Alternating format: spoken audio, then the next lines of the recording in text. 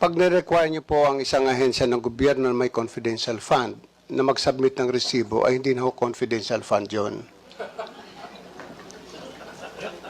Kasi Mr. Chair, gusto ko lang pong gusto ko lang pong doon. Kasi nire-require po yon ng joint circular. So hindi po pwedeng kasi meron po tayong joint circular 2015 regarding sa confidential fund. Pero hindi po nakakatawa na sabihin natin na hindi tayo nagsasubmit ng mga resibo.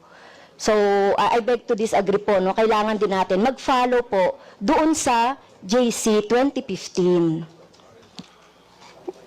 Pagpaunmanhin po ninyo, pero mula po na ako'y maging ombudsman, wala po nagsabi sa akin na mag-submit po kami ng resibo dahil paano ko po re-resibuhan ang isang intelligence officer na sinuyo ko tingnan ang isang bagay o isang kaso.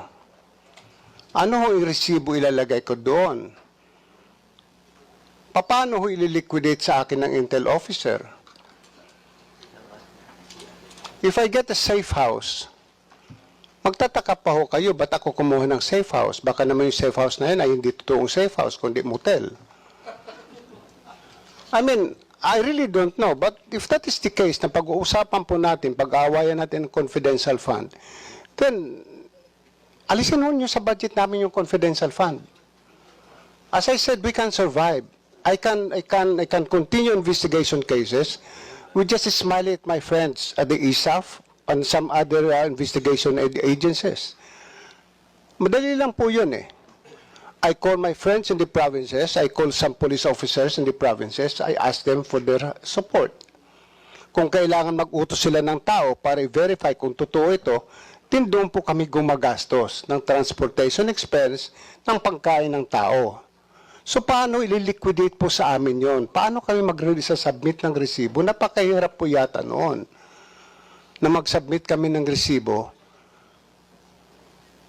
At siguro wala namang papayag din sa amin na intel officer na pag binigyan ko ng 50,000 pesos o i-liquidate mo sa akin, na tuwing sakay niya ng taxi, kung siya ay may, which I did it before, na pinamanmanan ako isang empleyado ng ombudsman, pinasundan ko, abay, siguro may hirapan yung intel officer na every now and then bibigay sa akin yung mga resibo ng gasolina.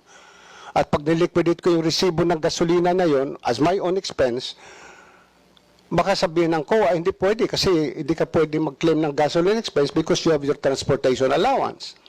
So I don't think a receipt is important. What is needed is that we make a certification, we issue a certification to the effect that we have spent the confidential fund for purposes of investigation of cases.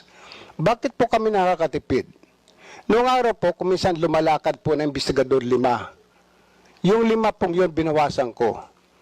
Kasi ang aking filosofiya, kung kayang gawin ng isang Little Indian, yung gawain ng 10 Little Indian, bakit hindi ba nga ba gawin ng isang Little Indian?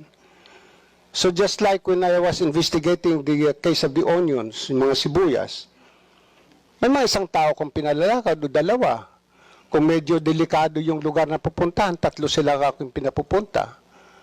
Yun po ang pero hindi ko sinasabi sa kanila, magbigyan niyo ako ng resibo. Kasi pag sila'y pupunta rin doon, mayroon mga binabayaran din sila mga tao na sinusuyo yung tao na to gather more evidence for us. Marami pong salamat.